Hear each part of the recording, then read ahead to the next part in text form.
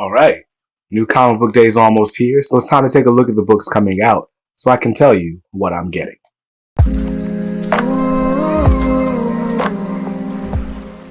What's up, guys? BJ Kicks here. I buy comics, I read them, and I review them, all for your viewing pleasure. If you're new here, welcome. If not, welcome back. This is the latest in the series I like to call What I'm Getting, where I take a look at the books coming out. I tell you what's on the pull list, what's on the chopping block, and what's on the maybe list that I'll be making a game day decision on. Now, this week, there's not a ton of books on the pull list. Still recovering from the holidays. Hope you had a very Merry Christmas, by the way. Looking forward to the new year. Lots of exciting things in store. But anyway, not a ton of stuff on the pull list this week. So let's go ahead and get started with the book that I'm most excited for. And this week, that is Action Comics issue 1050. Now, Action Comics, ever since the World saga has ended, has been building toward this like epic battle between Superman and Lex Luthor via Metallo. And I, for one, am very excited to see this battle. Issue 1050 should start it in earnest, but I think it's going to start, or it might be continuing over into issue 1051. Issue 1051 is being billed as like a great jumping in point, but I think 1050 is going to be great as well. Like I said, I love the story that's been building since about issue 1048 or so. So grab all those issues if you're trying to get into current Superman, current Philip Kennedy Johnson Action Comics. But issue 1050 is another one that I'm excited about because we haven't gotten a big Superman battle on Earth just yet. He's been fighting a lot of mystical elements or alien elements, but good old fashioned Superman versus Lex Luthor. I'm hyped for it. This one's got a cover price of $5.99. I'm going to grab cover A. Now, since we started off with DC, we're going to continue that. So the next book on the DC Comics pull list is DC versus Vampires issue 12.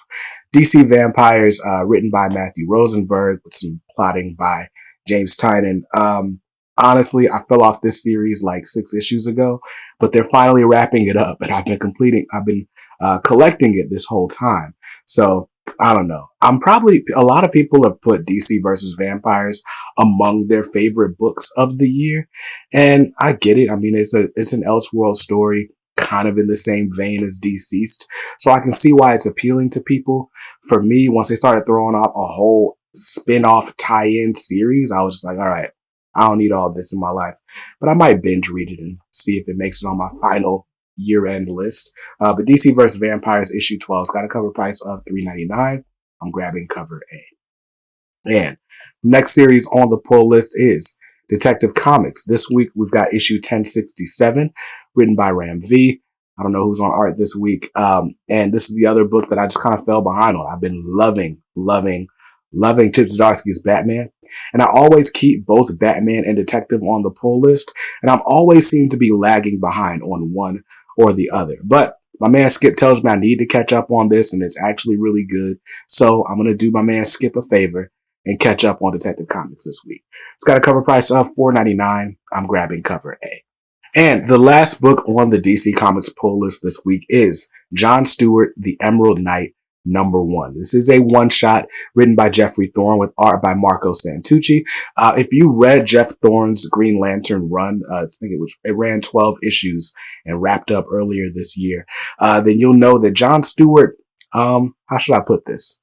John Stewart got a new status upgrade in that series. So you'll need to read the pages of Jeff Thorne's Green Lantern to really understand that story and how John got this new status. And then you can jump into this one shot, which I guess you could say serves as an epilogue of sorts. It's a sort of in the future story where John is using his newfound status to save the day with a group of Green Lanterns. I think it's going to be a really fun issue.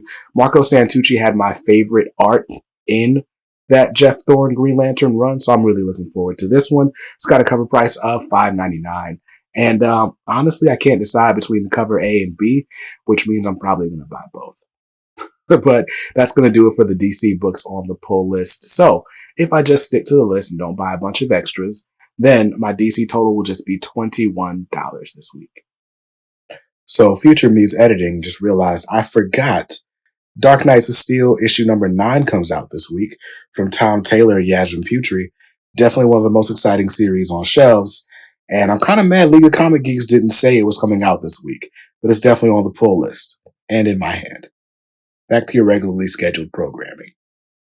All right, so now that DC's done, let's move on to the Marvel books on the pull list. Marvel's got one book on my pull list this week, and that is The Amazing Spider-Man issue number 16. Now, like it or not, we are knee-deep into the Dark Web event, and I didn't realize this until this week, but all of a sudden, Spider-Man is basically a weekly book between the Dark Web series and tie-ins, and the fact that Spider-Man is now double shipping, meaning 2 issues a month. We get Spider-Man every week, and I don't know that I need Spider-Man every week.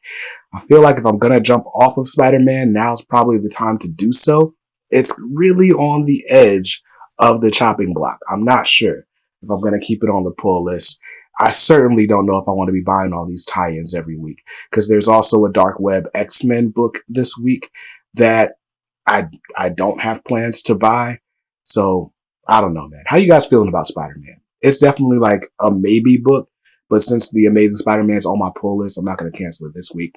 Issue 16 has got a cover price of $3.99. I'm going to grab the cover A. That's the only book on the Marvel pull list this week, so it's going to cost me $4.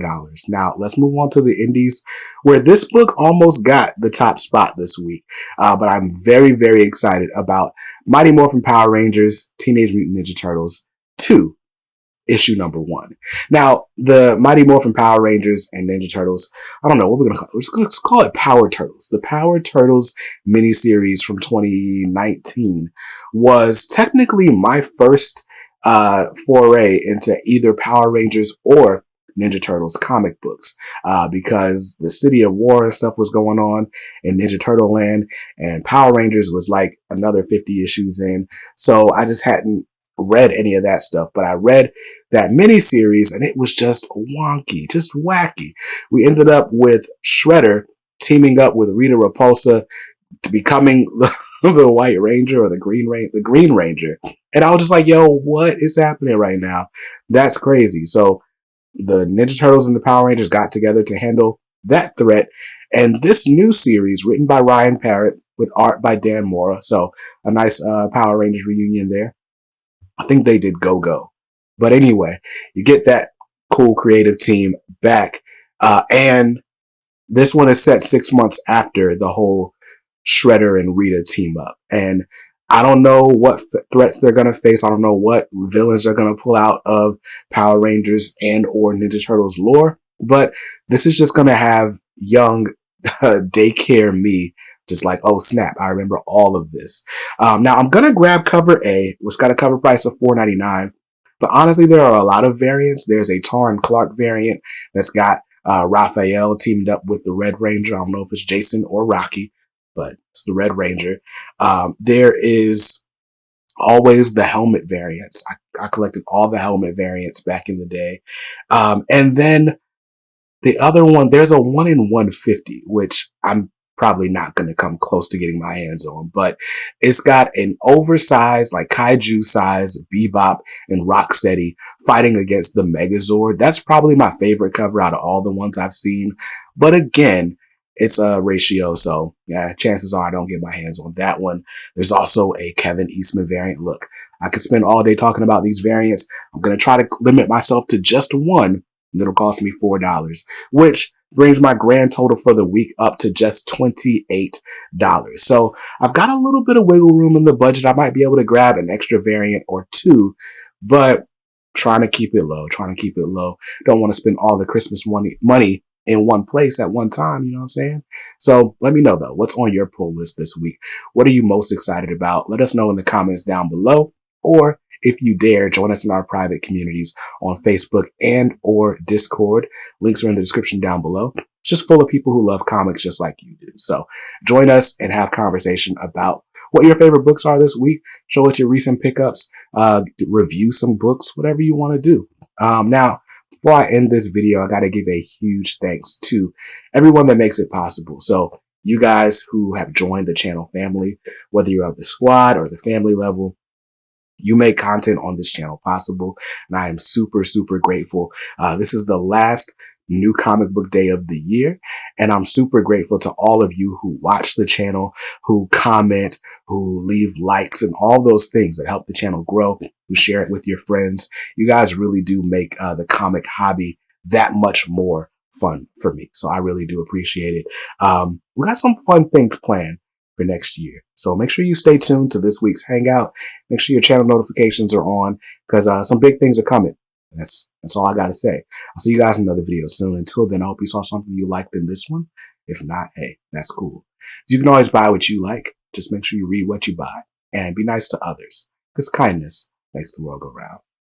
Peace.